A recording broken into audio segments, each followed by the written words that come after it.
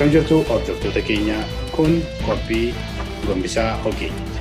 Qophiin Gombisaa Ogeeyyii akkuma maqaa isaatii ogeeyyiin garaagarii mari'achiisuudhaan karaa sarara saatalaayitii ONN isiniif dhiyeessa.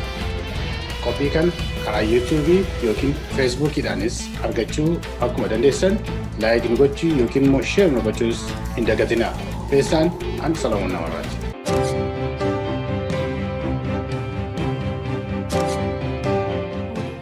Daawwattoota keenyaa kun Qophii Gombisaa Ogeeyyiiti. Akkasumas baga nagaadhaan gara ONN sagantaa keenya har'aa hordofuudhaaf gara ONN dhuftan isin affeeraa kun Solomon Namarraati kan sagantaa kana qopheessee isiniif dhiyeessu. Guyyaa har'aa kana keessummoota nama lama warruma isin duraan beektan qabadee dhiyaadheera. Inni tokkoffaa Obboo Israael Sabbooqaati. Obboo Israael Sabbooqaa numa beektanii.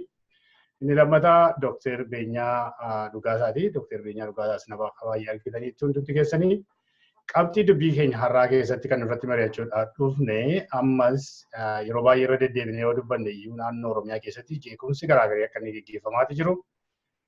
Akkasumas naannoo Haroo Limootti gidduu kana namni 30 ol ajjeefamuun uummati asiin dura buqqee sangarraatti gara mana isaatti hin deebi'in jira.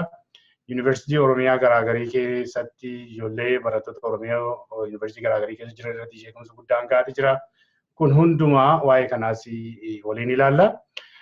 Akkasumas immoo amma yeroo ilaalamu waa'een jijjiirama ODP'n qabatee jiru, gufuu kan isatti ta'ee jiru, OPDO dhaaba isaanii isa duraa isuma mataa isaa kan fakkaata. Kanaaf ODP'dhaa fi OPDO'n kun eenyu akkamitti gargar jiru isa jedhu sana waliin ilaalla. Maal gochuu qabu kan qulqulleessuun irra jiraatu kan jedhu waliin ilaalla jechaadha. Inni sadaffaa gidduu kana Obbo Geetachoo Raddaa Maqalee irraatii akka karaa TVT gidduu kana LTVdhaan dhiyeessaa ture, interview gochaa ture irratti yaada garaagarii tokko dhiyeesseera. Yaada ol nama dubbachiisu tokko waa'ee isaas waliin ilaallaa nu hordofaan isin jedhaa. Akkasumas baga nagaan dhuftan obboloo tokko. Baga nagaan nu eegde. Tolega, Dr.Benyaa akkuma beektu gidduu kana yeroo baay'ee irra deebinee dudubbanneerra amma naannoo Oromiyaa keessatti jeequmsa guddaan akka jiru karaa baha Oromiyaas naannoo Sumaaleedhaa fi Oromoo gidduutti ammayyuu rakkinni ittuma fufeeti jira. Karaa dhiyaas akkasuma jira. Uummata asiin dura buqqee iyyuu ammayyuu qe'eesaatti hin deebi'in jira yookiin bakka itti qubattu hin argatin jira. Amma immoo gidduu kana Haroo Limmuutti nama 30 ol kan ajjeefamedha. Baay'een isaanii manuma tokko maatii tokko keessa kan namni 11 ajjeefamee jira. Namni 8, namni 3 akkasuma kan ajjeefaman baay'eetu jira. Waa'ee kanaa ilaalchisee mootummaan Oromiyaas ammammaatti wanta jedhu isin qabu. Mootummaan giddu galeessaas ammammaatti gadi ba'ee ibsa inni kennee hin jiru. Waanuma dudduubumaan goona laataa jedhanii waan dubbatanii hin beeku garuu uummati dhaga'uu qaba. Ammammaatti immoo wanti kun itti fufee jira taanaan wanti ta'aa jiru hin jiru jechaadha. Mee yuunivarsiitii ijoollee Oromoo yuunivarsiitii garaagarii keessa jiran irratti rakkinni garaagarii ga'aati jira. Kana mee akkamitti ilaaltame? Galatoomii Obbo Solomon. Rakkinni kun itti fufee jira. Akkuma jette amma fakkeenyaaf naannoo lixaatti maatii tokko keessaa amma kana du'u jechuun waan guddaadha beektaa. Maatii hundumaa balleessanii jechuudha. Achitti dhaabanne naannoo Dirree Dawaatti rakkas akkasiitti jira. Ijoolleen barattoota bakka adda addaa fakkeenyaaf naannoo Bahar Daar, naannoo Gondar akkasuma naannoo Maqalee warri jiranii komannaa hedduu qabu. Rakkina hedduu keessa jiru. Wanti kun mootummaan Dr. Abiy itti dhiyaatee faala barbaade malee balaa kana caalutti deemuuf mala. Balaa kanatti caalutti deemuuf mala. Dubbii xiqqoo jechuun danda'u balaan akkasii kun. Maal jechuu barbaade? Muuxannoo biyyoota adda addaa keessatti mul'ataa jiru. Yeroo xiqqoo sana attentionii kennanii fala barbaadan malee dubbiin sun babal'achuu ni danda'a. Naannoo akka biyya keenyaa kana naannoo polarized ta'e naannoo inni tokko gama dhaabataa inni tokko gama dhaabatu warraa fagoo jiru kana keessatti rakkinni akkasii taa'anii ilaaluun gonkumaa fudhataman qabu. balaa guddaa qaba. Oromoo irrattis balaa guddaa qaba. Uummata biraa irrattis balaa guddaa qaba. Kanaaf namni garsuu isaaniif danda'u waan akkasii kana qoosaa godhanii ta'an ilaaluun hin jiru. Nagaa buusuudhaaf tattaafachuu isaanii itti fufuun itti jira. Yoo ofii isaanii godhachuu hin dandeenye ta'e manguddoo ijaaranii manguddootiin akka wanti kun gara fuulduratti nagaa argatu gochuun itti jira. Ta'anii ilaaluun gonkumaa sodaachisaadha. Yookaan akkasii jedhu maal jechuudha. Namoonni hammi kun qeerraa buqqaani jechuun isa buqqa'ee lakkoofnee beekna malee sababa buqqa'uurraa kan ka'e namoonni du'an hedduudha. Waan akkasii kana hayyamuun bakka mootummaan jedhamu keessatti hayyamanii ta'anii ilaaluun ani hin beeku mooraalii maaliitiin akka isaan ta'anii ilaalaa jiran. Yoo hin danda'an ta'e fala hin qabaniif yoo ta'e fala dhabne uummata koo manguddoo biyyaa koottaan gargaaraa. Warra political organization naannoo sana jiranis koottaan gargaaraa. Wajjiniin haa barbaaddannu jechuudha malee taa'anii ilaaluun falan ta'u. Taa'anii ilaaluun jeequmsa guddaatti geessuu danda'an jedhuun dabarsuu barbaada. Obbo Israael amma yeroo baay'ee yeroo asirratti mootummaa naannoo Oromiyaati. Mootummaa giddu galeessaa irraati amma ammaatti wanti dhaga'ame iyyuu hin jiru. Dhugaa dubbachuudhaaf ennaa ta'ee Dr. Abiy gadi waan isaan dubbatanii nageenye mootummaan naannoo Oromiyaa yeroo baay'ee kan isaan dubbatanii olaantummaa seeraati. Waa'een olaantummaa seeraa naannoo Oromoo irratti yookiin Oromoo irratti akka inni hojjetuuf jabeessanii dubbatu jechaadha. Dhugaadhaa uummati Oromoo naamusa godhachuudhaan sirnaan jikkeeffamuun seera eegee ittiin jiraachuun kwaalitii saba sanaati kan inni agarsiisu. Gaarummaa saba sanaati guddina saba sanaa agarsiisa jechaadha. Olaantummaa seeraaf jecha garuu amma yoomiitti sabi kun dhaabatee du'uu qaba of difeendii gochuun hin qabu isaan pooyinti maaltu fakkaata? Fayyaa ta'e Solomon olaantummaa seeraa mootummaadha kan eegsisu. Eenyutu seera cabsaa jira? Eenyutu nama ajjeesaa jira? Eenyutu lubbuu namaa sababa tokko malee balleessaa jira? Eenyutu sanyii namaa, sanyii Oromoo, sanyii Qomoo nama tokko keessaati, maasii tokko keessaati namni 11 du'utti mootummaan naannoo kana bulchu yookiin mootummaan giddu galeessaa Oromoo eeguudhaaf nagaa tiksuudhaaf olaantummaa seeraa kabachiisuudhaaf maal hojjechaa jira isa jedhudha gaaffiin jiruudhaati. Nam-tokkeen akka dhuunfaatti olaantummaa seera kabaja malee isaatiin namni uummati seera hin kabachiisu. Seera kan kabachiisu mootummaadha. Mootummaan dhaabbatoota mana seeraa, poolisii akkasumas immoo dameen tikaa mootummaa ituu balaan tokko uummatarratti hin ga'ini sana bira ga'ee uummatarra balaan akka hin ga'in ittisuudhaan akka uummati immoo darbaa darbee yookiinis immoo warra seera dhabtooti akka isaan uummatarraan balaa hin geessisne tiksuu kan danda'u kan olaantummaa seeraa eegsisuu danda'u mootummaadha malee isaatii nam-tokkee miti. Ilaal amma Oromoon sababa itti du'aa jiru iyyuu hin beekamu. Maaliif Oromoon ajjeefama amma si'anaan? Maayinni sababisaa? Namooti waan tokko keessaati qooda hin qabne. Namooti sochii siyaasaa biyya tokko keessaati, biyyattii keessaati, naannoo sanatti adeemsifamaa jiru keessaati qooda hin qabne iyyuu du'aa jiru. Fakkeenyaaf Mandiitti namichi Masgabuu Maaramaa jedhamu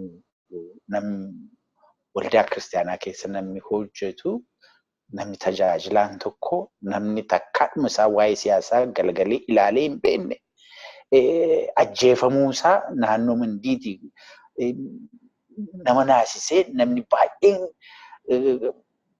gadda cimaan namarra bu'ee jira. Maaliif akka ta'e sababi isaa namaa hin galu jechuudha beektaa. Namichi kun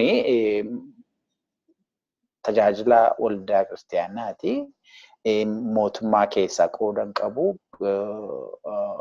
Dhaabbilee siyaasaa naannoo sana keessa soso'aa jiran keessaati miseensa isaanii isaan keessaa qooda hin qabu.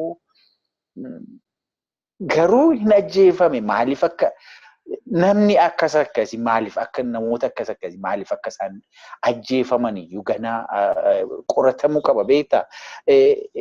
Maatii nama tokko keessaati nama 11 naannoo tokkotti gara maatii nama 7 gara maatii nama 7 keessaati maatii 7 keessaati garri nama 30 yeroo si'a tokkotti ajjeefamanii kun duguuggaa sanyii ta'uusaa ibsuudhaan koomishiniin aadaa Haroo Limmoo ibsa baasee dhagaati. Kuni damee mootummaa isa gadaana naannoo sana jirudha kan baasee garuu mootummaan naannoo Oromiyaa dhimma kana irratti ibsa kenne hin qabu. Maaliif namooti kun maaliif du'u? Lubbuun namaa darbaa jira. Oromoon maaliif akka ajjeefamu ifa miti. Gaddi cimaan waan haalli suukanneessaan bakka adda addaatti ta'aa jira. Naannoo Somaaliif Oromoo gidduu balaa buusuudhaaf gareen garmalee tattaafachaa jiru jira. Amaaraaf Oromoo gidduu balaa buusuudhaaf gareen tattaafachaa jiru jira. Manoota barnootaa yuunivarsiitota biyyoota Amaaraa fi biyya Oromoo keessa jiran hundumaa keessatti jeequmsi ka'ee ijoolleen barattooti waan tokko hin beekne barnootaaf yuunivarsiitii deeman akka isaan walitti dacha'anii wal fixan suuraa hin taane suuraa biyya hin jirre fuudhanii feesbuukii irratti maxxansuudhaan uummata kakaasaa jiru. Afaan baafatanii ka'aatii ajjeesaa ijoollee Oromoo jechaa jiru. Wanta akkas akkasii kun egaati baay'inaan ilaala amma kaleessa moo har'a asoosaatiin namichi wayyaantichi qabame mana isaa keessaatti kilaashiitu argame kilaashii 2tu argame yuunifoormii waraana mootummaatu saaxinii gara yuunifoormii 300 moo akkam jedhanii mana nama tokko keessaatti kan argame. ID kaardii ijoollee yuunivarsiitiitu argame jedhanii horii bal'aa guddaatu namicha kana mana isaa keessatti qabame jedhanii. And so namooti jeequmsa uumuudhaaf qophii ga'aa qaban namooti aangoo olaanaarra yeroo darbe turan amma immoo kanaaf naannoorra naanna'anii hojjechaa jiran jiru. Mootummaan kana hordofuu qaba. Dameen tikaa mootummichaa wanta kolaapsi ta'e fakkaata garuu wanti kun baay'ee barbaachisaadha. Nageenya uummataa tiksu, nageenya biyyattii tiksu, wanta uummata keessatti hawaasa keessatti ta'aa jiru mootummaan dhagahuu qaba. Kana dhagahee dafeeti tarkaanfii fudhachuu qaba ituu balaan uummatarra hin ga'iin. Wanti nuti argaa jirru amma mootummaan wanta kana waan hordofaa jiru hin fakkaatu. Dameen tikaa mootummaas wanta kana irratti hojjechaa jiru hin fakkaatu. Isumaayyuu immoo ergi balaan uummatarra ga'ee booddee mootummaan as ba'ee yooma waa gochuu dadhabillee namoota maatiin irraa dhumeef hawaasa maatiin keessatti akka hin taanetti maatiin badduu ba'e kanaaf Waaqayyoon jabeessu jedheellee sagalee isaa hin dhageessisin jira. Mootummaa naannoo Oromiyaa irraas mootummaa giddugaleessaa irraattis waan dhageenye hin qabnu. Kun egaati balaa hamaadha. Wanti kun akkasiin itti fufa taanaan ammaaf lip jedheetu dhaama, lip jedhee dhaama. Wanti kun gaaf tokko wal qabatee jennaan haala hamaa keessa nu seensisuu wanti danda'uu fi mootummaan tikisaa kanarratti hojjechuu qabu. Yoo kana hojjechuu dadhaban balaa hamaatu nu fuuldura jira. Kanaafiyyuu kun wanta baay'ee mootummaan irratti hojjechuu qabu. Uummati of eeggannootiin sossoo'uu qabudha jedheeni waajjirri gaaffii keetiif Solomon. Dr.Benyaa amma uummati Oromoo kabaja Dr. Abiyyiifis qabu, kabaja Obbo Lammaafis qabu. Isaan qabsoo kana keessatti gara Oromoo qabsoo kaampii Oromootti deebi'uu isaanii ilaalee kabaja isaaniif kenneeraa jechaadha. Maaliif isaanis Oromoo viidiyoo wajjin turan yeroo dheeraadhaa fi garuu deebi'uu isaanii irraa kan ka'e kabaja isaanii kabajaa Oromoo hundumtu. Yeroo balaan kun hundumtuu ga'aa adeemu eegee dadhabee obsee dadhabee kabaja isaanii irraan kan ka'e isaaniif obsee dadhabee at some point ummati Oromoo yeroo inni galagalee waraana jalqabe ofirraa ittisuun inni jalqabe balaan kun garaatti deemuu danda'a. Maaliif inni isaan callisanii ta'anii ilaalanii. Namni tokko limitii tokko qaba amma inni obsuu danda'u. Amma inni sabi tokko obsuu danda'u. Amma sabi tokko liidarii isaa dhaggeeffachuu danda'u. Amma ta'e qaba jechaadha. Isa booddee mootummaa irraas yookiin immoo warra olee ganirraa yeroo dadhabu ofii isaatii of eeguu jalqabaa jira. Ofii isaatii jalqabnaan immoo waraana jalqabamaa jechaadha. Kun amma inni ta'utti maaliif inni isaan callisanii ilaalanii jettee yaadda. Kun balaa hamaa ta'uu hin danda'u. Garamitti adeemuu danda'a. At some point uummata Oromoo didee ga'eennan.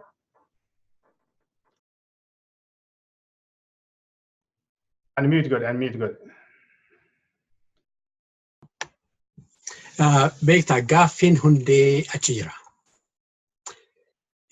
Warri politika biyya keenya sana keessatti beektee waa'ee demokiraasiin jedhamu suni hin baramne. Uummanni yoggaa aare, yogguu gadde, fedhii uummataa warri politikaa fedhii uummataa hoggaa san gaggeessuu didan maal akka godhu warra hubatanii fakkaatanii beektaa. Uummanni sammuu isaa keessatti qabata yeroo baay'ee yoo gaaf tokko kan gochuu dadhabillee. Inni kun yoggaa ijaaramee guutamee yoggaa guute hin dhangala'a. Dhangala'uun sun maal fakkaataa yoggaa jedhame balaa hedduuf keessa qabaachuu danda'a. Tokko balaan isaayyuu warruma amma gaaga'ama kana isaan irra geessan irratti balaa guddaa fiduu danda'a. Lammaffaa warra uummata gaggeessaa jiraa, uummata bushaa jiraa jedhanii taa'anii isaan dhaggeeffatan kanarratti isaan irratti dhangala'uu danda'a. Kanaaf obbo Lammaanis ta'e Dr. Abiy waa'ee kana dhiyeenyaan itti hordofuun isaanitti jira. Hoggaan akkas jedhu rakkina hin qabanii isaan irraa ala ta'e hin jiru jechuu barbaadetanii miti. Eeyyee waraana sana keessatti rakkinni akka jiru yeroo adda addaa mul'ateera. Har'as wanti sun isaan hidhuu mala. Garuu rakkina isaanii yoo dhibbaatti hunda isaallee uummatatti himachuun sun isaaniif hin ta'u ta'e warra qeerraa buqqa'e, warra du'e, warra jeequmsa keessa jiru anaanfachuu isaanii agarsiisuu isaanitti jira. Dhaqanii isaan bira dhaabachuu, dhaqanii jajjabaadhaa jechuu yookaanis immoo yeroo ammaa kana beekte delegeetii argatanii naannoo sanatti akka isaaniif dhimmaa jiran, akka isaaniif tattaafataa jiran agarsiisuu danda'u isaanitti jira. Garuu akka nama biyya ormaatti wanti kun ta'ee biyya diina keetti waan akkasii kana teessee ilaaltu beektaa. Naannoo diina kee irratti maatii tokko keessa because they are Oromos, isaan wanti Oromoo ta'aniif ajjeechaan akkasii waan akkasii irratti faru mootummaan Oromiyaa humaa jechaan jiru. Mootummaan Dr. Abiy ilma Oromoo tokko waa'ee kana huma gochaan jiru, huma jechaan jiru. Kuni fudhatamuu qabu. Kuni gara fuulduraatti yoo deeme mootummaa Oromoo yeroo ammaa kana gaggeessaa jirutti iyyuu balaa guddaa qaba. Even crime isaan gaafachiisuu danda'a gara fuulduraatti. Maaliif itti gaafatama qabu waraana sanarratti. Waraanni sun nama ajjeesu. Halagaan dhufee yoggaa nama ajjeesu. Warri kun dhaabuudhaaf hin tattaafan sagaleen isaanii mul'atu. Jechuun maal jechuudha fakkaata? Isaanumtu warra kana wajjin kolaaboreetii han godhan fakkaata. Waan akkasii kana keessatti akka hin dibamneef yakkaan akka hin dibamneef tattaaffii gochuun isaanirraa han eegamuudha dhibbatti. Kana jedhee gaaffii tokko keessatti anani dabaluu barbaadu tokko jira Solomon naa eeyyamteef. Uummanni keenya yeroo hundumaa uummata seera eeguudha. Seera eeguun ogummaadha. Seera eegaan boos. Barattoonni keenya naannoo ijoollee naannoo adda addaa irraa dhufanii biyya Oromoo keessatti barataa jiranii fi kabajaa kennaa fi obsatti agarsiisaa. Obsatti agarsiisuun dadhabummaa miti, ogummaadha. Yoo isaan akka hin taane ta'uu barbaadan ragaa keessan itti funaannadhaa malee physically confrontii gochuun nagaa barbaadu keessan agarsiisa. Naannoo adda addaa bakka jirtanitti immoo yoggaa isaan sin qoccolan yeroo ammaa kana cellphone ifa qabaachuu maltu recordii godhaa confrontation isaa wajjin dhaquun naqiinaa recordii godhaati namoota yookiin itti gaafatamoota naannoo sanaa jiraatanitti dhiyeeffachuu yaalaa. Yoo isaan si dhaga'anis dhaga'uu baatanis immoo yoo social media irratti media akka keenya irratti ONN tti information qabdan forward nu godha. Malee physical confrontation yeroo ammaa kana hin barbaachisu. Amma naannoo Gondaritti dhakaa akka isaanitti reebaa turan nan dhaga'eera. Naannoo Maqaleettis bakka isaan ce'anitti maskootii irratti dhagaa irratti maskootii irratti caccabsanii dhaga'eera. Yogguma kana ta'ee jiru obsa qabaachuu danda'uun sinitti jira. Humni keessan tasgabbii keessa jiraachuu danda'a. Yeroo darbee mootummaa wayyaanii sana jeequudhaa fi gaafasicha jeequmsaatiin jeequmsa wayyaanii sana dhaabdaniitu. Amma immoo iyyuu pirezidaanti Lammaafaan influensii gochuu dandeenyu, Dr. Abiyyiin sana influensii gochuu dandeenyu tasgabboonee himanneeti. Tasgabboonee hojii keessaati waan gochuu dandeenya. Yookaan akkas jedhu maaliif qoodde? Yeroo ammaa kana ijoolleen yuunivarsiitii jirtan informationii argattan hundumaa rekoordii godhadhaa barreessaa akka addunyaan beektu akka Oromoonis hundumtuu beeku gochuu social media irratti more effective ta'a. Physical confrontationii jiru garuu xaqqeessuu yaalaa hamma dandeessanitti hamma isaan directly dhufan isin confrontii godhanitti itti confrontii gochuun naqiinaa ala jechuun barbaada. Galatoomii Dr.Benyaa Israa'el amma innaa ilaaltee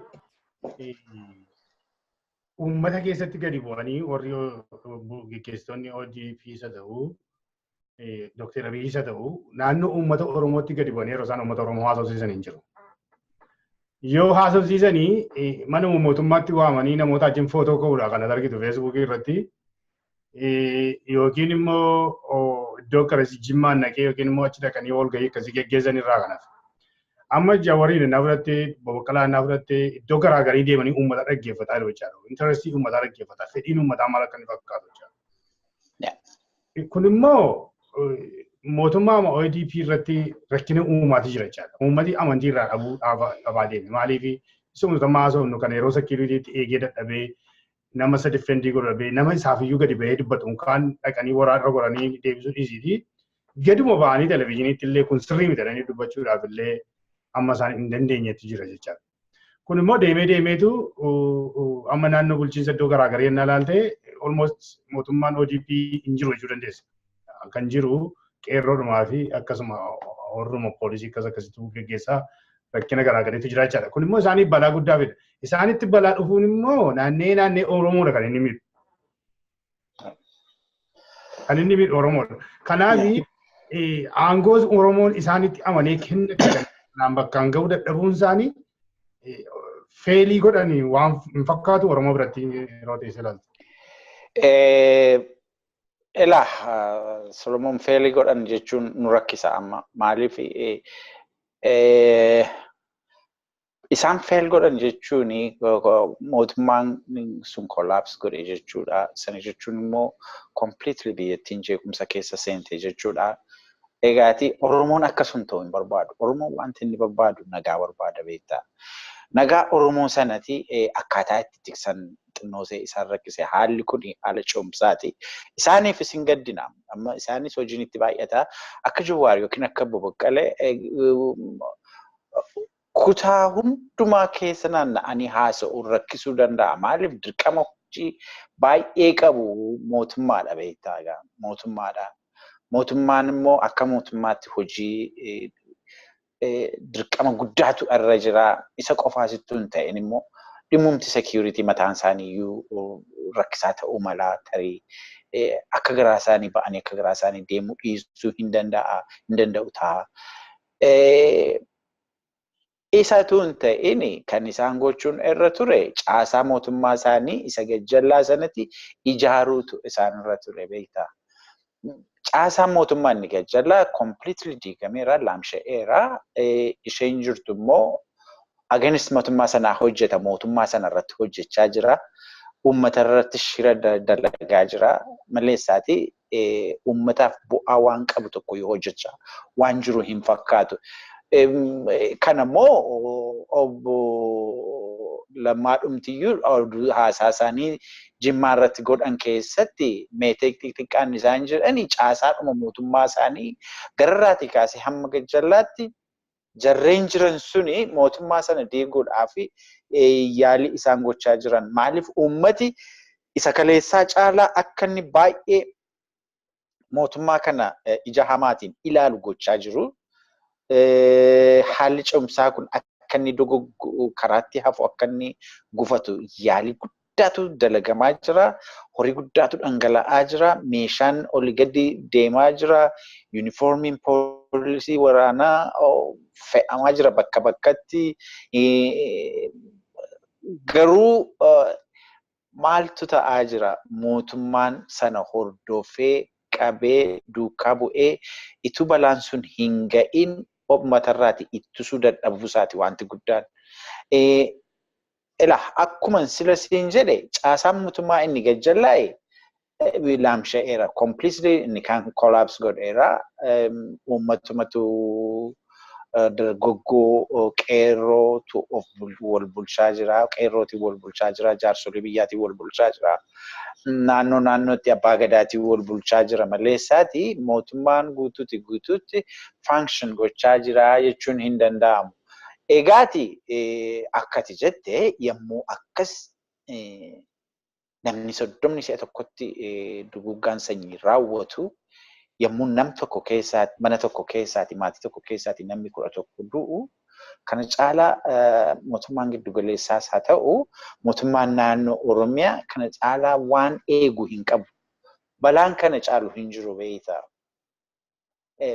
Lubbuu namaa wanti caalu hin jiru. Lubbuu namaa isa akkasitti beekaa plan ta'e itti qophaa'anii lubbuu namaa balleessuudhaaf warri shira dalagan wanti isaan badii isaan lubbuu namaarraan geessan kuni badii guddaadhaan.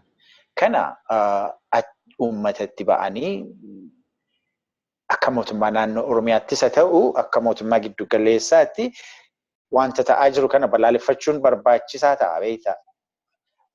Wanti Dr.Benyaan sila jedhe tokko baay'ee barbaachisaadha haala ammaa keessatti. Maaliif amma keessumaatti ijoollee barattoota maatiirraati qe'eerraati fagaatanii yuunivarsiitii mana barnoota adda addaa kooleejota adda addaa keessa jiranii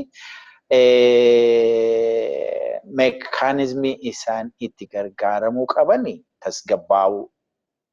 Yeroo namni dubbii isaan barbaade gara rabshaatti isaan oofu yookiin gara jeequmsaatti isaan oofu hubannootiin wal gorsuutiin suuta jedhanii wanta sana gamnummaatiin biraa sokkuu. Humni mootummaa naannoo sana jiru damee mootummaa naannoo sana jiru akka inni hubatu gochuu.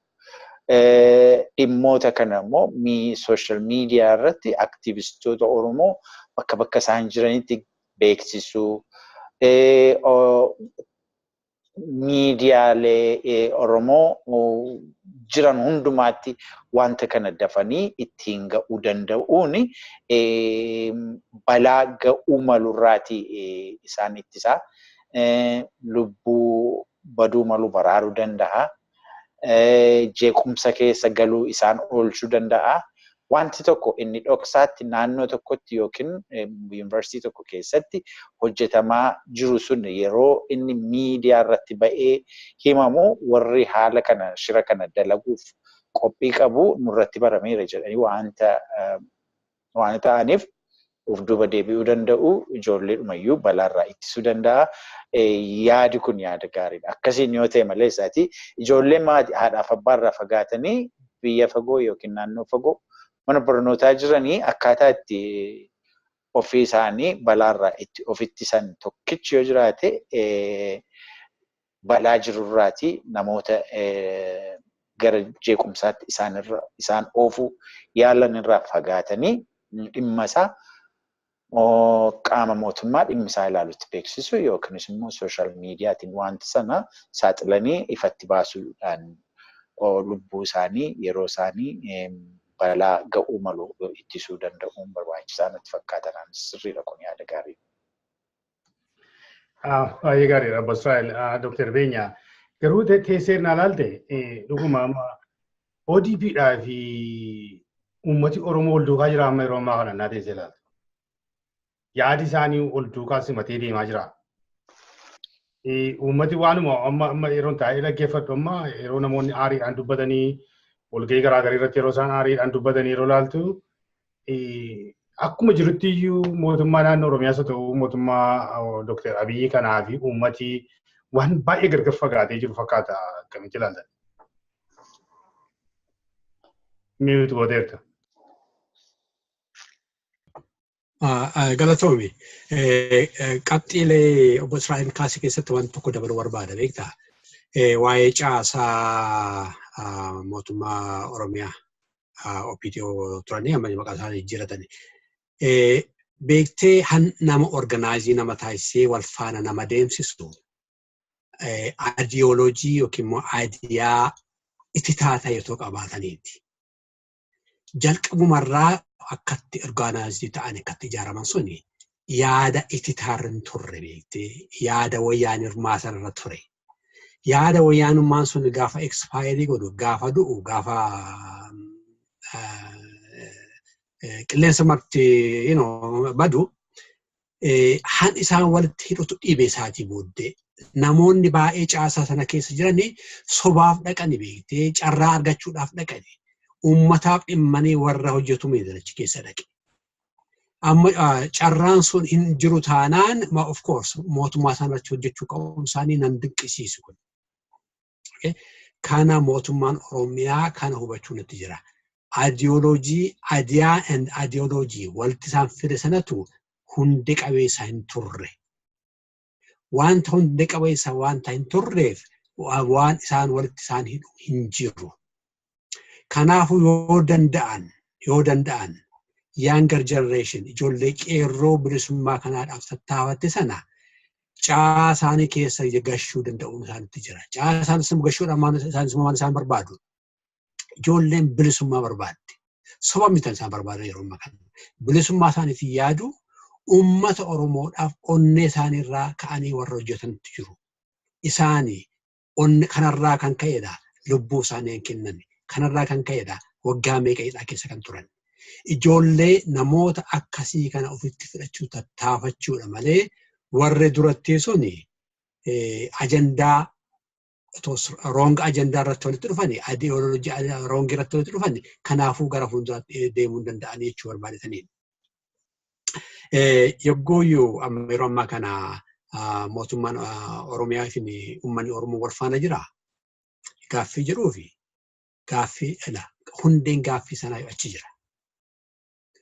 Otoo obbo Lammaan Dr. Abiyyi uummata Oromoo dhaggeeffachuudhaaf otoo fedhii akka isaan qabaatan otoo agarsiisan yoo ta'e carraa guddaa isaaniif ture seenaa isaanii jijjiiruudhaaf. Seenaa darbe uummanni Oromoo isaaniif dhiifama godhee jijjiiramee isaan faana dhaga'uudhaaf isaan jedhan dhaga'uudhaaf openly garaa isaa banee onnee isaa banee sammuu isaa banee dhaggeeffataa ture. Haa ta'u malee garuu hin jedhu malee hin godhanne. Sagalee isaa walgahii irratti waggaa sana haasaan agartaa. Waggaa uummanni Oromoo reebamu, waggaa uummanni Oromoo qeerraa buqqa'u, waggaa uummanni Oromoo immoo du'u nama kootu rukutame, nama kootu du'e, nama kootu qeerraa buqqa'ame jedhanii waggaa tattaaffachiin isaanii sun xiqqaatu mul'atuun isaa dhibu uummataa fi mootummaa iddoo inni jiru gaaffiinsaa babal'ataa dhufuusaa agarsiisa. Pireezidaant Lammaan hangochuun itti jiru. Uummanni namni Oromoo tokko yoggaan ni du'u. Yoggaan qeerraa buqqa'u. Dirqamni isaa inni guddaan hundumaa keessaa inni guddaan isarratti ta'uu nuti jira. Dirqamni mootummaan qabu uummata tokkoodhaaf tasgabbii fiduu, nagaasaa eeguu. Isan godhu taanaan jiruu isaan goonee jiruu gochuun jiru dirqama isaan ba'aniidha ta'a. Kana ifatti isaa fi hubatamuu nuti jira. Mootummaan tasgabbii uummata isaa eegu taanaan, nagaa uummata isaa eegu taanaan waan hin hojjenne. Warqiin maaf hin dhafeefin? It's irrelevant. Warqee afuufii mitannaa uummanni Oromoo barbaadu. Tasgabbii nagaa barbaada. Kun hafuunsaa iyyuu kun dhibamuunsaa iyyuu uummataa fi mootummaa iddoo dallaatu ijaaramaa jira. Waan ta'etu iddoo isaanii keessatti tarsa'aa jira. Yeroo darbee waggaa 27dhaaf OPDO'n uummata Oromoo ani isheen goote ni beekna. Obbo Lammaanis ni beeku. Uummanni Oromoo kana keessa iyyuu gara bal'inaatiin dhiisama gochuudhaaf ka'aafii ture. Dhiisama gochuu fi irraanfachuun immoo adda adda ture. Dhiisama godhanii garuu irraanfachuu dhiisuun ni jira. Yoggaa sana irratti hambiraa madaan biraa tokkuma dabalamu ishee irraanfatan sana yaadatu beekte. Kana Obbo Lammaan Dr. Abiy qalbiitti qabachuun isaanitti jira. Uummata isaanii wajjin ta'uu isaanitti jira. Karaa adda addaatii amma Oromoon taargetii ta'u hambiraa waan godhee miti. Waan Oromoo ta'ee qofaati. Waan Oromoo ta'eef asittis rukutama. Waan Oromoo ta'eef asittis buqqaa. Beektaa hiikkaan genocide yookiin sanyii duguugganni jedhu suni hambiraa miti. Waan ati uummata tokko taateef dheeraa miti, afurdaa miti, poolitikaa barbaaddee qabaadhu akkasichuudha miti. Waan Oromoo ta'eedhaaf waggaa taargetii ta'u balaan sanyiin duguuggaa suni uummata Oromoo irratti akka xiyyeeffatee san agarsiisa beekte. Kana keessatti mootummaan Oromiyaas ta'e mootummaan Itoophiyaa Dr. Abiy Chikooti uummata Oromoo wajjin dhaabachuu isaanii uummata Oromoo irratti kan xiyyeeffatamaa jiru dogoggora ta'uu isaanii balaaleffachuu danda'u isaaniiti jira. Isaan ammoo naatti kun balaaleffataa jiran. Isaan immoo balaaleffachuu isaa dhiisuun suni warra uummata Oromoo sana taargetii gochaa jiruudhaa fi jabaadhu jedhee isaanitti fakkaachuu mala beektaa. Amma isaan faarsani waa Itoophiyaa faarsu. Itoophiyaa nama deegde sana, Itoophiyaa nama jeeste sana, Itoophiyaa maqaa Itoophiyaatiin beekti. Amma ijoolleen dhagna isaanii irraa cicciran kun. Itoophiyaa ishee sana faarsuu miti irraa. Itoophiyaa ishee haaraa gara fuulduraa sana hawwii qabnallee osoo jiran isaan biraati. Itoophiyaa wayyooftuu, Itoophiyaa haaromftuu, Itoophiyaa bakkee mirga dhala namaatti eegamu. Ishee ijaarraa illee haasa'ani. Itoophiyaa ishee duratti sana baasaanii warri Oromoo ajjechaa irratti taargetii godhateedhaaf jabaadhu jechuudha iyyuu fakkaata beektaa. Kanaafuu deddeebi'anii itti yaaduu isaanitti jiran jedhu barbaadetanii. Galatoomii Dr. Benyaa Israa'el amma sila kaaftee turte waa'ee caasaa OPDO diigamuu isaa kaastee turte. Amma gidduu kana innaa biratti Jimmatti Obbo Lammaan pirezidentii mootummaa naannoo Oromiyaa haasaa godhan keessatti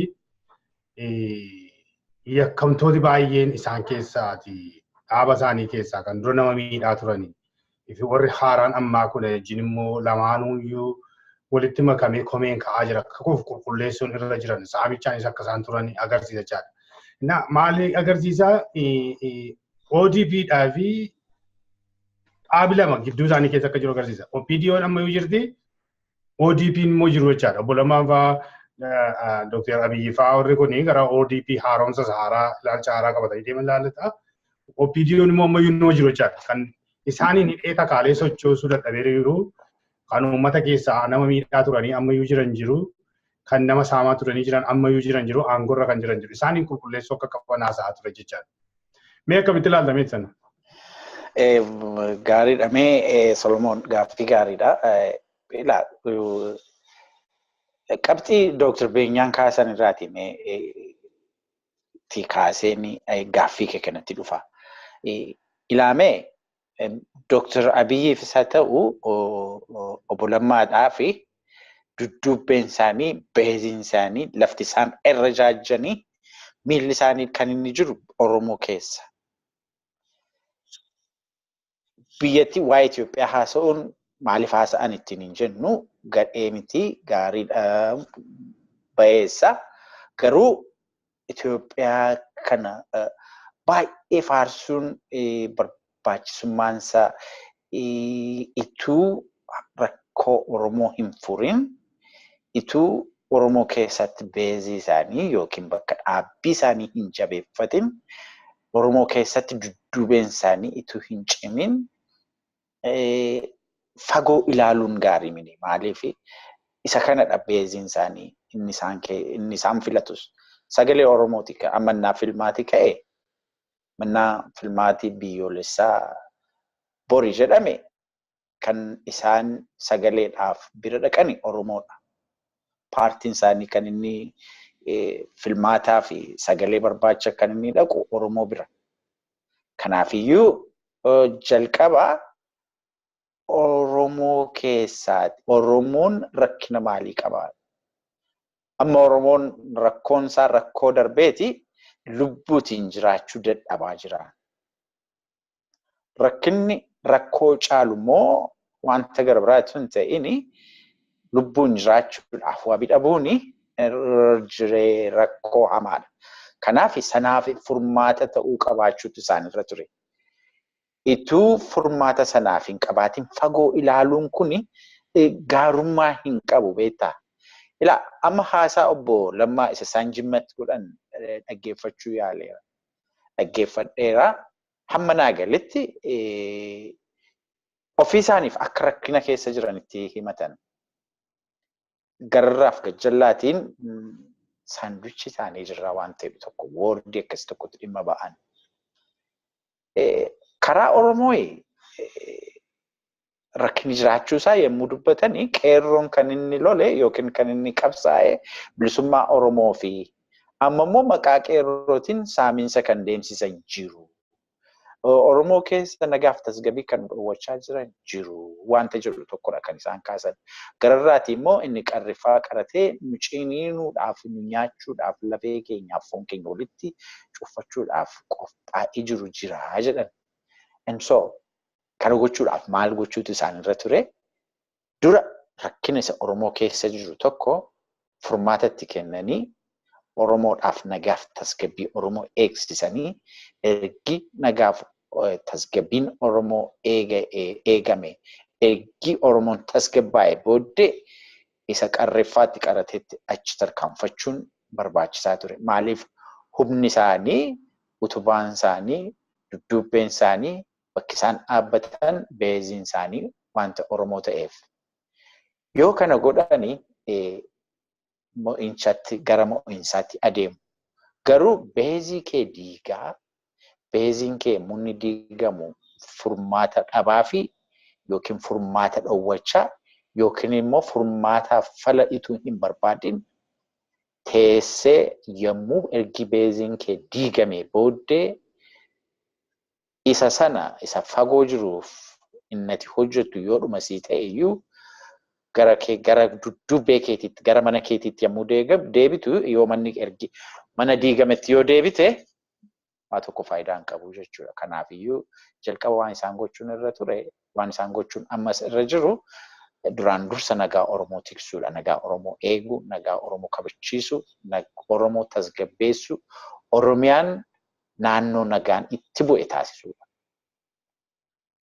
Dargaggoota Oromoo, barattoota Oromoo, daldaltoota Oromoo daldalaaf olii gadi deeman nageenya isaanii eegsisuu danda'uudha. Nageenya isaanii eegsisuu danda'u jechuun hundaaf waardiyyaa ramadaa namitti hin jedhu hin jiru. Garuu naannoon Oromiyaa nagaa taateetti taanaan inni Oromiyaa dhufee baratus haa ta'u Oromoon Oromoo keessatti barachaa jiru nagaatiin ba'ee galuu dandeenyaan sun waabii jireenyaa ta'a jechuudha. Yoo sun hin ta'u ta'ee garuu fagoo laalla ta'e wanti kun ittumaa badaa deeman. Ilaa akkuma sila jenne ammas irra deddeebinee kan dubbachuun nurra jiru kan nuti dubbachuu barbaannu ilaa isuma Dr. Benyaanis jedhe kanadha. Caasaan mootummaa Oromiyaa inni gara galjalaa diigameeraan. Warri kaleessa Oromoo nyaachaa ture isumatti Solomoon sila jettu OPDO'n jirti ammayyuu. OPDO'n kaleessa Oromoo ajjeesaa, reebsisaa, basaasaa diinaaf dabarsitee kennaa turte ammayyuu jirti. Jarreen kuni akka Oromoon tasgabbaa'ee gara dinagdee isaa guddifachuutti, gara ijoollee isaa barsiifachuutti, gara qonnaa isaa qotachuutti deebi'uu hin barbaadan. Yeroo hundaa akka inni jeequmsa keessa turu barbaadu. Maaliif yakka isaan yakkaman sanaaf yeroo isaan itti gaafatamtu ga'a yeroo sana. Gaafa Oromoon nagaaf tasgabbii argatee yakka isaaniif yeroo isaan itti gaafatama wanta ta'uuf haala sana fageessuudhaaf yeroo hundaayyuu Oromoo jeequutu irra. Kana obbo Lammaanis wanta dheengadda jedhan natti fakkaata. Kanaafiyyuu amma caalaatti baay'inaan gadi fageenyaan kan isaan irratti hojjechuu qabanii obbo Dr. Abiisaa ta'uu obbo Lammaanii nagaa Oromoo kabachiisuu danda'u irratti hojjechuu qabu. Oromoo dhumti ba'ee haa galu. Oromoon nagadatee, daldalatee, qotatee, baratee haa jiraatu nagaatiin. Nagaatiin ba'ee haa deebi'u mana isaatti. Karaan isaa nagaa haa ta'u. Maatiin isaa nagaan ba'ee haa galu. Inni baratu nagaatiin haa baratu. Inni qotatu nagaatiin haa qotatu. Inni daldalu nagaatiin haa daldalu.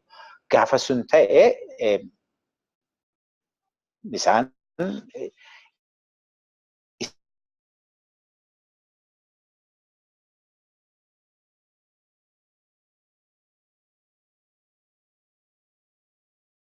haalli isaa mijataa ta'a jechuudha.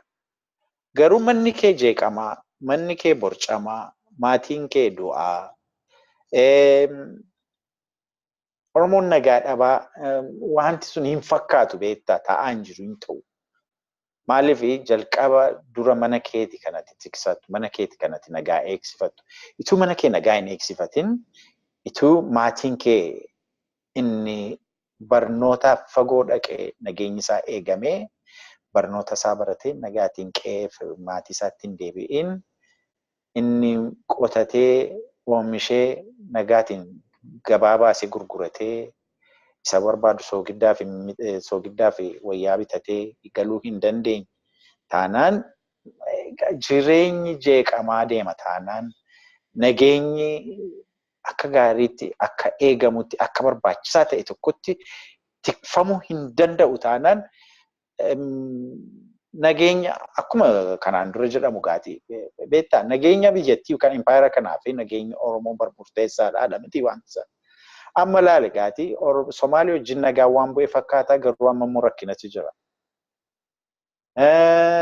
Beenishangul wajjin waan nagaan bu'ee fakkaachaa ture amma balaatu jira. Ijoolleen barattooti Oromoo bakka deeman hundumaatti jeequmsa keessa jiru, rakkina keessa jiru. Yeroo hundaa sodaadha bara. Kanaafiyyuu nagaa Oromoo tiksuu danda'u murteessaadha. Mootummaa kanaafis, mootummaa Oromiyaafis. Kanaafiyyuu caasaa isaanii gararraatii hamma gajjallaatti OPDO of keessaa baasuu qabu. OPDO of keessaa baasanii caasaa isaanii isa haaraa sana akka gaariitti diriirfatanii caasaa isaanii akkuma sila Dr. Benyaan jedhe qeerroo ijoollee gaggaarii jira. Oromoon namoota gaggaarii, namoota baratan, namoota uummata isaaniif, namoota hawaasa keessa jiraataniif waa gaarii hojjechuu barbaadan baay'ee wanta jiranii fi ofitti dabalanii akka nageenya Oromoo tiksuu, dinagdee Oromoo guddisuu, siyaasa Oromoo tasgabbeessuu danda'uun barbaachisaadhaan jedhanii karaa. Qalatame Obboo Israael. Dr. Benyaa amma isuma Obboo Israael jedhetti fuunee gaaffii tokko si gaafadha. Amma Pirezidaantii Lammaanii yeroo haasa'anii akkuma boleessi koo dubbate waan rakkoo keessa jiran fakkaata isaan irratti yeroo ilaalu. Karaa hundumaatiin jechaadha. Amma akkaataa isaan Itoophiyaatti jedhanii ka'an sunis sirriitti deemaa hin jiru. Oromoonis ilaalchisaa xiqqootti daldalaa dhufeera. Dhaaboleen siyaasaa biyya alaati biyya keetti galanis akkaataa isaanitti uummata biratti simatamaa jiran kun rakkinaa isa bukkeetti immoo darbee OPDOonni ammayyuu ODP keessa jiru jechaadha. Isarratti hundaa'ee Dr. Lammaanii yookiin pirezidaantiin mootummaa naannoo Oromiyaa kan inni jedhee caasaa haarome kana kan jeeqaa jiranii warruma hojjettu dureetu warruma OPDO warra dureetu warra duraan nama ajjeesaa turanii jedha. Dogoggora seenaa darbe keessa deebi'anii akka ilaaluun akka isaan irra jiru agarsiisaa jechaadha. Yeroo teessee ilaaltu garuu dhuguma amma haala amma jiru kana keessatti uummataanis akka kana walirraa fagaachaa dhufurraan kan ka'e ODP'n of qulqulleessuu hin danda'a. OPDO of keessaa qulqulleessee ODP masa dhugaa ta'uu hin danda'a jettee yaadda. Naqa takka takka yeroo taa'ee yaadu immoo filmaatuun kennaa dhufee himmatu kaanii at some point nama maqaan eegaa jiru filmaata inni guddaan. Survivaaliin dhimti ODP gara fuulduraayyuu shakkii keessa waan galu natti fakkaata dhugaa haasofna. Existensi dhimti isaanii gara fuulduraatti maddatti ilaatan. Obbo Solomon, waan lama kaasuun barbaada kanarratti. Tokkoffaa lammaffaan kaasuu barbaadu. Ilaalchuma Itoophiyaan jedhu suni beektee otooyyuu namoonni waa'ee walqixxummaa inni jedhu sammuu isaanii keessatti dhalatee guddate rakkinni biyya keessa sana keessa jiraachuu hin danda'u. Keessumaayyuu the so-called elite warra Habashaa keessaa uummanni Oromoo uummanni warri kaanis nu wajjin qixxeedha jedhanii fudhatanii otoo fudhatanii rakkinni biyya sanaadhaaf falmi argameedha. Jara kanatu kana fudhataa hin jiranii. Jarri kana fudhachuu hin jirre balaa adda addaa fiduun isaanii oolu. Ati Itoophiyaa faarsis faarsuu dhiisis. Ati jara ati isaaniin faarsitu isaan olaantummaa isaaniidhaaf evidaansiidha piroodiisii gochaa fi jirta. Isaanan san jedhani Itoophiyaanumtuu amaarummaa sanadha himatu beektaa warri eliitiin kun. Warri abisiyaan sana himatu amaaraa inni Tigree. Isaan sana isaan wajjin isa faarsite isaanumaadhaaf ragaa baata olaantummaa isaaniif ragaa baata. Kanatu rakkina fide jalqabarraa. Achirraa ka'anii maal godhani? Oromoo isaan akka barbaadan ooffatan akka barbaadan ergatan uummatan OPDOtiin meeshaa warra ta'ee deemuufi warra meeshaa ta'ee deemuuf warra kamii barbaadatani warra ofirratti amantaa hin qabne ofirratti abdii hin qabne walitti funaannatan. Obbo Lammaa fi Dr. Abiy warra achi keessaa gara jabinaatiin humnaati keessaa bahuu tattaafatanidha. Miliyoonii 5 kam qabna jiru. Namoota hedduummoo achi keessaati namoonni garaa isaaniidhaaf jiraatan warri ofirratti abdii hin qabne warri boruu isaaniidhaaf hin yaanne keessa hedduutu jiru. Isaan kun maal yaadu? Olaantummaa gooftaa isaanii yaadu. Yeroo darbe tokko haasoo jinaasofne kanatti kaafneerra. Inni cunqurfame keessumaatti inni sammuun garboome hawwii gooftaasaa abdii gooftaasaa sammuutti qabateetti yaadaan jedhamu kanaafi. Warri OPDO keessaa ODP yaarani uf jijjiirani uf muxani uf qarani. Achi keessatti warri hafani OPDO akkuma tu'etti OPDO ta'an jechuun geessu jiru. Isaan ammallee sammuu gooftaa isaaniitiin yaadaa jiru. Sammuu wayyaaneetiin. Sammuu wayyaanee maalinni? Uummanni Oromoo akka jeeqamu barbaadu. Uummanni Oromoo akka of hin taanedha barbaadu. Isaan achi keessatti wanta jiraniif gufuu guddaa ta'uun isaanii gaaffiin hin jiru. Obbolummaan dhugaasaati. Achi maaliif hojjetanii argachuu miti beektee achi keessatti barame. Sobdee barbartee ajjeestee saamtee jiraachuu sanatu seera ta'e beektee ogummaa ta'e gamnummaa ta'e waggaa 27dhaaf. Namoonni achi keessatti kana keessatti guddatan kun har'aatti keessaa bahee hojjette hin ta'uufi garti deemanii hin qaban beektee ogummaadha godhatanii fudhatanii jarru kun. Kanaaf gufuu guddaadha isaaniidhaaf. Challenge guddaa akka ta'us lammaan jedhe challenge guddaa ta'us of course it's obvious. Ifadha. Namoota ofiin taaneedha ofitti funaante wayyaaneen. Namoota beektee saayikolojiin namaa kun sammuun namaa kun adda adda. Inni tokko hanumatti kennite fudhata. Inni tokko hanatitti kennite fudhatu resistii godha.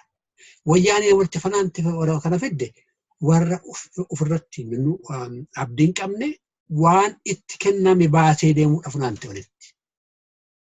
Warri akkasii har'a bahanee baatii gara fuulduraatti uummata keessaniif hojjedhaa? No, they can't. Hin qophooneefi treeningii akkasii qaban. Awwaan akkasii kan sammuu isaaniitti dhufee hin beeku. Kana warra kana keessaa baasuudhaaf yeroo barbaachisa, yeroo hedduu barbaachisa. Rakkina uummanni har'a Oromoo keessa jiru kanaaf immoo isaan eeguun fala miti. Is maal goonaa jechuun mala gaaffii. Yes, I know it's challenging. Maal goonaa ijoolluma keenya isaanis. Garuu uummata Oromoodhaaf rakkina har'a jiru kana keessatti isaan qabatanii deemuu gara fuulduraatti isaan deemsuu danda'u. Ijoollee uummataaf commitment qabdu, jaalala biyya ishee, jaalala uummata ishee qabdu. Isaaniin ofitti fudhachuu danda'u. Isaaniin ofitti fudhachuu danda'an ijoolleen xiqqoon hundi ishee qaroon ijoolleen uummata ishee fedhii qabdu jijjiirama guddaa fiduu dandeessi. Yookaan akkas jedhu ani warri kun dhufanii Dr.Benyaa yookiin immoo Obbo Lammaa political status isaanii challenge godhanii. Yes, they are human beings. Status isaan challenge gochuu malu ta'u. Sodaan sun isaan bira jiraachuu mala. But yet, fedhii Oromoo yoo eeguudhaaf ka'an ijoollee kana namoota haaraa ofitti fidachuu danda'u siin jedhu kana ofitti fidanii uummata keenya falaarraa hambisanii riiskii isaan irratti dhufu fudhachuu danda'uun isatti jiraachuu barbaadatanii. Galatoomi Dr.Benyaa gara uummatu haadimneerra. Israa'el gidduu kana Geetaachoo Raddaa gadi ba'eetii dubbataa jira jechaadha. Ji'a meeqa booddee. Haasaa kana keessatti immoo dhaabi isaanii badii balleessaa tureef akka dhiifama gaafachuu fi duraanuu qopheessitoota Dr. Abiyyiin dhufiin kan qopheessee inni lafa kaa'ee tooftaama isaan qopheessan sana Dr. Abiyyi akka gadi fidetti kan inni haasa'u jechaadha odeessaa ture. Badii uumamaa tureefis immoo isaan otoo hin ta'in Prime Ministeerii warra dura turee fi Hayilamaariyaam jechuudha. Fi Police Commissionerii biyyattii akka tureetti lafa kaa'aa jechaadha. Kan nama ajjeesaa ture, kan nama hidhaa ture, kan gajjallaatti waa godhaa ture isaan akka ta'e kan inni achi dabarsa jechaadha. Blame shift gochaa jira jechaadha gara tokkotti. Isuma tol qabatee har'a manni walgahii kana interview kana eddanni godhee booddee immoo naannoo isaanii Tigraay keessaa fi har'aa guyyaa har'aa kana kan qawwee guuranii uummati yaa'ee falmaa fi warra hidhameef warra yakka hojjete yookiin immoo warra horii saameef kan falmaa jirutu jira jechaadha. Akkamitti yaadamee taayimingiin kun inni yeroo kana gadi ba'uunsaa maal sitti fakkaata? Duraan dursa hiriira nagaa kana hiriira nagaa waggaa 27 guutuu ummati Tigraay ukkaanfamee mootummaa wayyaanee jalatti dhiitamee sagalee isaa dhageessisuu dadhabee ituu hin danda'in mirgi isaa sarbamee ummati hacuucamee ture waggaa 27 keessatti yeroo jalqabaaf ba'ee hiriira nagaa adeemsisuunsa congratulations ittiin jennaan. Maaliif kun mirga dimokiraasii ummati inni kabiraan keessumaatiyyuu ummati Oromoo humnaan exercise gochaa ture. Ummati Tigraay garuu ukkaamsaa wayyaanee jala waan tureef gaaf tokko kana gochuudhaaf dandeettiitu hin argatin amma karaa fedheessa ta'u abbaan fedheessa isaa kakaasu garuu ummati kun yaada isaa dhageessifachuudhaaf akka mirga dimokiraasiitti hiriira ba'uunsaa ammayyuu tarkaanfii guddaa tokkodha inneeti congratulations ittiin jenna. Egaatii qeerroon Oromoollee mirga kanaaf duute jechuudha bar. Yeroo gara obbo Geetaachoo Raddaatti deebinu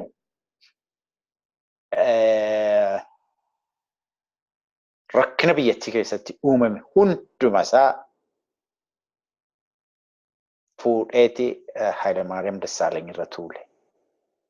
Ilaal mootummaan wayyaanee waggaa 27 aangoo irra ture.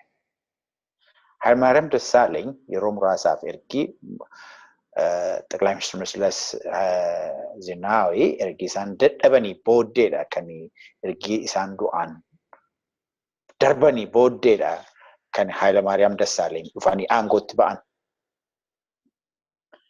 Isayyuu Hayilamaariyaam Dassaalany yoo badii dalagan iyyuu badii Hayilamaariyaam Dassaalany dalaganii fi itti gaafatamni isaa kan wayyaaneeti.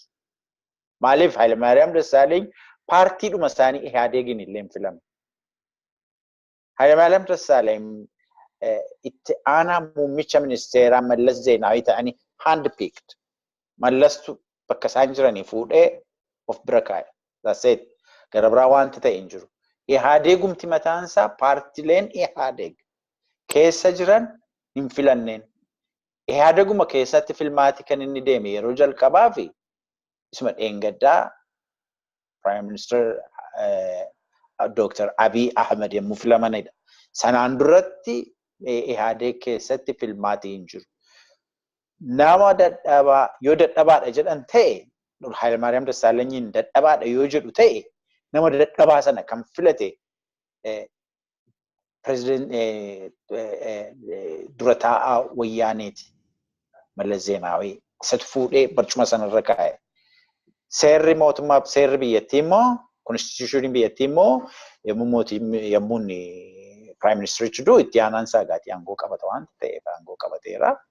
Kanaafiyyuu badii sanaaf itti gaafatamni kan wayyaanee ta'a. Maaliif nama dandeettii qabu filachuu dadhabuu isaaniitiin. Namoota isaaniif ajajaman barbaacha dhaqanii isa filachuu isaaniitiin. Kanarraa kan hafe garuu waggaa 27 keessatti yeroo isaan aangoorra turan yeroo muraasa. Sanaan achi kan jiru biyyattii sana kan bulchaa ture Mallas Zeenaawiidha. Bara bulchiinsa Mallas Zeenaawii hidhaan, ajjeechaan, reebichi ilaal manni hidhaa Itoophiyaa keessa jiran hundumti isaanii kan isaan afaan Oromoo haasa'uu jalqabanii bara Mallas Zeenaawiiti. Mootummaa biyyi Itoophiyaa ergi dargiin kufee kaastee waggaa 20 wayiif Mallas Zeenaawii irraa kan hafee nama garbiraan beektu turte. Wagguma waggaatiin baruma baraan isa filamaa Mallas Zeenaawii itti lubbuutiin hin dabarre ta'eeti ammayyuu Prime Minister Itoophiyaati jechuudha. Maaliif namni isa kaasu hin jiru achiiti. Abbaan gootii akkasumatti itti fufaa jechuudha. Kanaaf itti gaafatama ofii isaaniif balleessan badii ofii isaanii baay'ee sassatoodha jarri kun. Qabeenyaa biyyattii fuudhaniiti qabeenya ilaalle wayyaaneen bara qabsoorra bosona keessa turanii baankii isaan saamanii baankii daldala Itoophiyaati. Birrii sanatu dhufee effartiin ijaara. Effartiin ijaaraniiti qabeenyaa paartii isaanii godhanii ofii isaaniif itti ajaju. Amma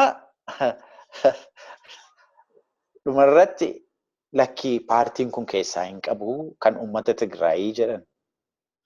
Uummata Tigraay yoo laaltee fi baadiyyaa Tigraay akka informationii qabutti uummati Tigraay baadiyyaan Tigraay baadiyyaa Oromootiin gadi hiyyumni keessatti dagaagee uummatichi baay'ee rakkataa jooraa kan jireenyi isaa hin fooyyofneef ofumaati magaalaa keessatti wanti tokko wanti mul'atu haa jiraatu malee isaatii qabeenyaa biyyattii kana kan saamanii dhuunfatanii ittiin dhimma ba'aa jiran qondaaltota wayyaaneeti fi maatii isaaniiti. Ilaali gaatii kaampaniin tokkichi Meeteek jedhamu badii inni biyyattii irraa geessise ilaali. biyyattiin sun sana keessaati rakkina akkasii sana keessaati ba'uudhaaf tarii waggaa meeqasicha akka ishee barbaachisu iyyuu ekspertootaatiin qorachiifamee yoo himame irraa kan hafe namni salphaan akka kootii maal akka inni biyyattii irraan geessise himuun yoo nama rakkisa. Tokkoffaa Geetaachoon Raddaa maaliif ka'e ammas yana maqaansaa? Maaliif inni isa dubbisuudhaaf intalli asii baatee maaliif Maqalee dhaqxe? Innoo Finfinnee dhufaa jira. Finfinnee yoon dhufa maaliif dhaquun barbaachisa? Yoo Maqalee dhaqaniiru ta'e immoo dhaqxeetti ta'e immoo Geetaachoo Raddaa haasofsiisuun barbaachisaa miti. Maaliif Geetaachoo Raddaa uummati beekan? Wanta inni jechuun malu utuu hin dubbatin gaaffii tokko yoo dhiyeessitee fi gaaffii sana gaaffii Geetaachoo Raddaa fi dhiyaatu tokko yoo namni tokko Solomoonitti kenne Solomoon Geetaachoo Raddaa waan inni deebisu at least word by word yoo ta'u baate himuun hin dandeessa. Maaliif yeroo baay'ee dhaggeeffanneerra namicha kana. Namichi kun baay'ee nuffisiisaadha, nama nuffisiisaadha. Soba dhugaa fakkeessuu nama danda'uudhaan. Nama gaaf tokko dhugaa dubbatee hin beeknedhaan. Ilaal isuma fuulaa fuulatti record ta'eeti haalaa ture TV sanaan. Maa inni gaati kuni amma isaan akka public relation wayii hojjechaa jiru beektaa.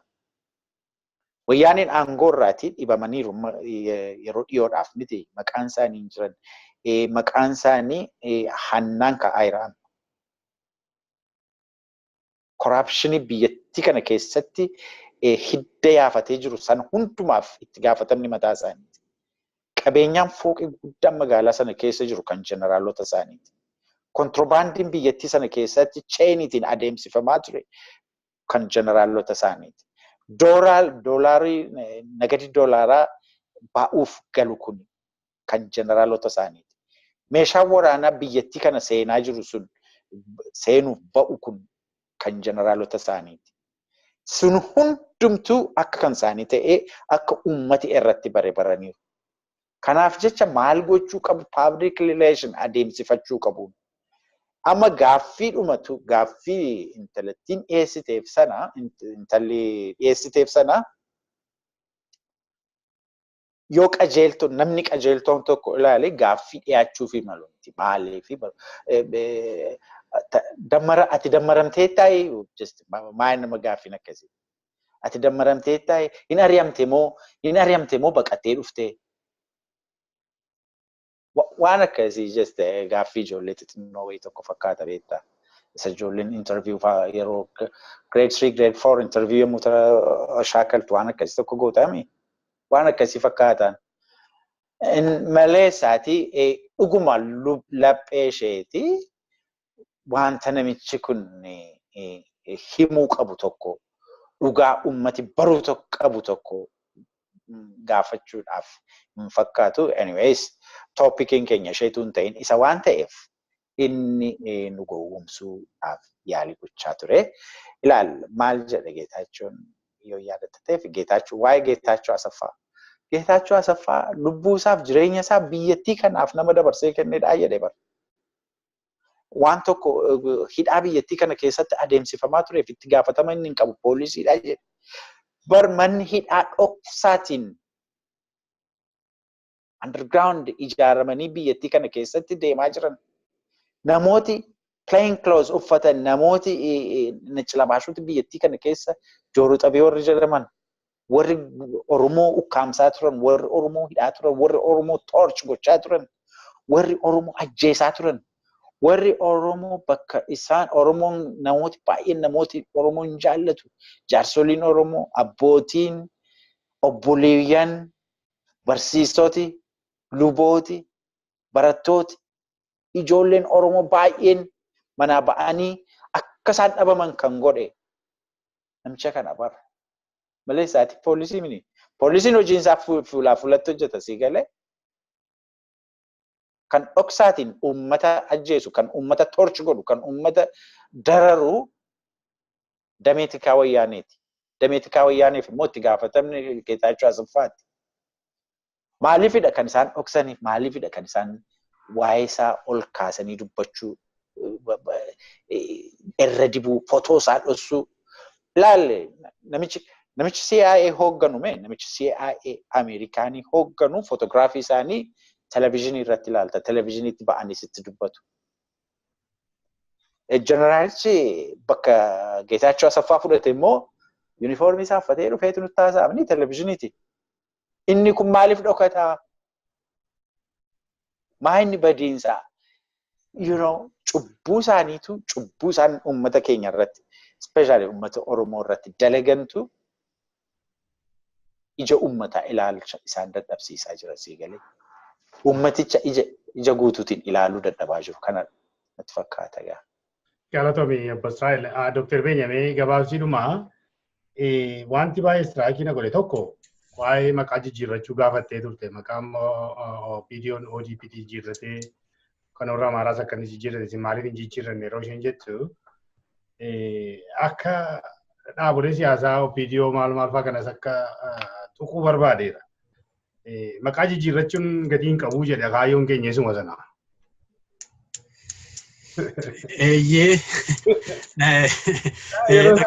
Yeroo sana ilaaltu wait a minute. Viidiyoon fa'aa kun uummata gowwoomsuudhaaf jijjiirratan immoo kaayyoon isaanii isuma sana ta'e akka yaadee gitti maaliif kan jedhu gaaffii sana siggatti kaasuu hin danda'u gabaabsiifame. Obboo Solomon gaaffii iddoo keessa jira achi keessa. Kaayyoon keenya hin jijjiiramne jechuun inni kaayyoo isuma nuyi beektu sana kaayyoon ajjechuu sana kaayyoon saamichaa sana hin jijjiirree machuu jirraa jechuu isaati. Jijjiiruma immoo hin jirani. Achi isaan argaa. Beektaa Geetaachoo Raddaa kun ani always yaadadhu tokkotu jira beektaa. Statementii inni godhe tokko at one point. Uummata Oromoo rakkatee falmataa jiru seexana godhee kaa'e. Namoonni waa'ee sanyii duguggii qoratanii uummata tokko maqaa akkasiitiin waamuun balaa guddaa akka qabu himu beektaa. Waraana addunyaa lammaffaa Hitler uummata Jewish akka inni itti karakterize godhe akka waa bineensa wayiitti akkasitti karakterize godhe. Uummata waraana isaa amansiise yaada sanaatiin. Wanta amansiiseef isaaniidhaaf salphaa ture beektee moraalitii dhala namaadhaaf jedhu sana darbaniiti salphaatti gubaatii isaaniitti bobba'an. Rwaandaatti Tuusii fi Huutuu konfliktii geessan keessatti warra Tuusii warra kokoroch warra ilbiisa wayii godhanii kaa'anii beektee warra ilbiisa kana ajjeesuudhaaf salphaa isaaniif ta'e haaduudhaan itti normanii cirani. Namtichi kun uummata Oromoo seexana jedhee kaasu beektaa biyya amantiin kiristaanaas waa'ee seexanummaa kana balaaleffatu. Uummanni Islaamaas waa'ee seexana kana balaaleffatu. Uummanni waaqeffataanis wanta seexana kana balaaleffatu. Isa nuyi ajjeefnu qofarratti hin geenye koottaa kanarra isinis nu gargaaraa jedhee waammachuu isaati beektaanaadhaaf. Badii guddaan kan warra geessa keessaa tokko isa jechuu kaasuu baaseen. Waa'ee Hayilamaariyaam kaase. Waa'ee Hayilamaariyaam badii isaan dhala namaa irratti godhan keessaa tokko Hayilamaariyaam irratti godhani. Maal godhanii jedhee na gaafadhu. Konstituushinii biyya sanaa iyyuu han kennu nama biyya sanaadhaaf wal qixxee kenna. Ati Tigree keessaa baay'ee, ati Oromoo keessaa baay'ee, ati Walaayitaa keessaa baay'ee hin jedhu. Inni wantuma inni Walaayitaa keessaa baay'eedhaaf qofa constitutional right isaa akka inni itti dhimma hin baane, akka inni itti exercise hin goone one after the other block isa godhani. Akka inni constitutional exercise hin goone. As bahee immoo maal jedhaa geeffatee taate amantiin isaayyuu jedhee amantii isaa kan sasaanii jechirratti. Isa miti amantii isaatu kana godhisu ture. No. Amantii Protestaantii Ameerikaa keessa amantii Protestaantiitu domineetii godhu akkuma Obboo Hayilamaariyaam hordofu. Protestants in America, they are very aggressive in fact. Aggressive maasa na dhuguu jiru. Dr. Abiyyiin yoo akkas jedhameti amma waa'ee amantii isaa tuqe kanaaf tarkaanfii tokko lafeen fudhannee jechaa ture. Okay, at the end of the day, in Nikuni and Bajoni, one to in the minority of Kesa of Husarra, Balan Sarati, Bobas and Yuchuber Baritani. Why Hirirasana Caste? Why Hiriratayo? Your gun Hirisan Argumana or Gevecta. Malasi for Tanibahani, Malasiti, Sur Asag, Dakanakas for Tani, Makina to Tanibatani deal. Mallas is a ummata Oromoo jeeqe, ummata Oromoo ajjeese, ummata Oromoo saamsise sana warroota ummata Oromoo kana goosa kana Dr. Abiy seeratti dhiyeessuu jalqabnaani okay mallasiin fudhatanii ba'ani. Jechuun maal jechuudha? Uummanni suni privileged irraa argannee qabnaa turre. Bu'aa jeequmsa sana keessaati, saamii sana keessaa bu'aa argannee irraa jedhanii akka isaan ba'an taasisaa jiru. Uummatumaatiin jechuu kooti. Bu'aa irraa argannee irraa bu'aan sun irraa dhaabachuun ittiin jiru. Yaa mallasaa nuu koottuu yookiin immoo namni mala akka mallasaa nuu ka'ii dhaaba jedhanii kaasaa jiru. Kuni uummata Oromoo irratti Oromoo iyyuu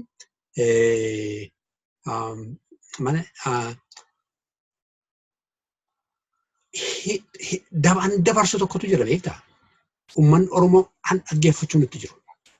Yoo danda'an ammoos isatti deebi'uudhaaf tattaafachuu isaanii. Mallasummaa sana nama akkasii nama mallasaa akkasii fidatanii yoo danda'an dhufuudhaaf tattaafachuu isaanii abdiin kutannee jechuu isaanii agarsiisa. Kanaafuu uummanni Oromoo of ijaaruun barbaachisaadha ta'a ammoos. Okay? Uummanni Oromoo of ijaaruu barbaachisaa ta'a. Obbo Lammaan, Dr. Abiy. Warri qariffaa qarateera warri jedhani isaan kan akka ta'e ani dhibbatti nan naman isaanuma kana jechuu isaaniiti. Waan ta'eef warri qariffaa qarate kuni Dr. Abiyyiifis hin ilaanne. Pirezidaantii Lammaafis hin ilaanne. Uummata Oromoofis hin ilaanne. Kanaafuu wajjin hojjetanii uummata keenya har'a keessa jiran keessatti gara fuulduratti deemsisuudha malee fala biraa hin qabnu. Geetaachoo Raddaayyuu balaa inni Geetaachoo Saffaatiin dhoksuuf ka'anii inni bileemii gochuuf ka'u itti gaafatama fudhachuu dhiisuu isaan irraati. Yoo seera yoo ta'e seera biyya sanaa diraaftii godhee hundumaa godhee sirriidha ani godhee isaanii balleessaan qabu ta'e maaliif dhoksuu sana keessani? Wanta balleessaa qabuudhaaf dhoksaaf ka'aa jiru malee seera sanoo isaantu barreesse seerri sanoo hansaaniiti maaf shakkaniiti dhoksuu dhaqani. Han dhoksuu dhaqanii fi balaa biyya sana keessatti ta'eedhaaf inni qooda guddaa akka qabu ni beeku, ni beekna. Ragaa adda addaatu jira beektee hanna collected bilimi. Namoonni warri biyyaas beekantu jiru. Alattis international organization collected han ta'ee in fact han barbaadamaa jiru keessaayyuu tokko isadha. Geetaachoo Saffaa. Amma yeroo dhiyoo kana Koreen tokko mootummaa Ameerikaa keessa maqaa kaasan keessa Geetaachoo Saffaati. Geetaachoo Saffaa han inni keessa qoodan fudhatiin hin jiru balaa biyya sanaa keessatti. Itti gaafatamaa qaba. TPLF deebisanii isa filanii executive isaanii keessatti gashuudhaaf itti gaafatama guddaa qabu. Isa qofaa miti isaanis akka jiranitti itti gaafatama guddaa qabu. Yoom seeratti dhiyaatu har'amoo boru isa waaqayyo beeka. Garuu itti gaafatamuun isaanii hin oolu. Keessumaa dhibbatti jechuu danda'u. Ala bahanii jiraachuu hin danda'an kanaa booddee. Okay? Ala bahanii namoonni warra dargii baay'een isaanii alatti bahanii ala jiraatu. Warri kuni garuu ala bahanii jiraachuu hin danda'ani. Gonkumaa maybe abee Chaayinaa warra qotee I don't know. Biyya Weestii Awuroopaas ta'e Ameerikaa dhufanii achi jiraachuu hin danda'u. Wanjala wanta godhanii kanaaf. Kana dhibbattan waan gochuu danda'a. Maaliif yeroo ammaa kana dhalli namaa waa'ee mirga dhala namaa kana qoosaatti ilaalaa hin jiru. Nama ajjeesanii nama saamanii bakka barbaadan jiraachuun hin ta'u hin taane. Kanarraa kan ka'e Oromoonis warri OPDO ta'anii turanis warri ODP har'as asii fachi jechuun hin jiru beekte. Mirga dhala namaa mirga dhala namaati. Eenyu mirga dhala namaa sana cabse doesn't matter. Itti gaafatamutu dhufa. Kanaafuu mirga dhala namaa sana tiksuun dirqama isaaniiti. Namoonni hundumtuu Oromoo ta'an namoota Oromoon ta'in biyya Oromoo keessatti warra jiraatan uummanni Oromoo mirga isaanii eeguudhaafis akkasuma dirqamatu isaanirra jira. Akkayaan koo tokkuma nama barsiiftee ta'edha. Namatti hin darbiin namnis itti hin darbiin. Uummanni Oromoo namattis darbuun itti hin jiru. Namnis akka isaan itti darbu hayyamuun itti hin jiru. Bakka hundumatti warra isaan itti darbaa jiru dhaabadhu jechuu danda'uun isaanitti jira. Mootummaan Oromoo uummata Oromootti warra darbaa jiran dhaabachuu jedhanii itti himuun dirqama isaaniiti jechuu barbaadetanii. Egaa daawwattoota keenyaa sagantaa keenya har'aa kanuma irratti yeroo xumurru keessummoota kootiin hedduu galatoomaa isiniin jedha. Utuun sagantaa koonfiitiin garuu dura wantani isinitti dhaamu guyyaa lamaan kana booddee Profeesar Asaffaa Jaallataadhaa fi Dr.Benyaa Dhugaasaa waa'ee sirni gadaa akkamittiin jigee maaliifis jissuun barbaachisaa ta'e sirni seeqee maaliif jigee akkamittiin jigee badiinni uummata Oromoo irratti fidee fi gara fuulduraatti instituushinii Oromoo akkamittiin ijaaramuu qaba. Hin danda'amu immoo dhaasa jedhu irratti guyyaa lama booddee qabadhee waa isiniin dhiyaadhuu fi akkana hordoftan abdiin qabaa nagaa waaqayyootiin bulaa isiniin.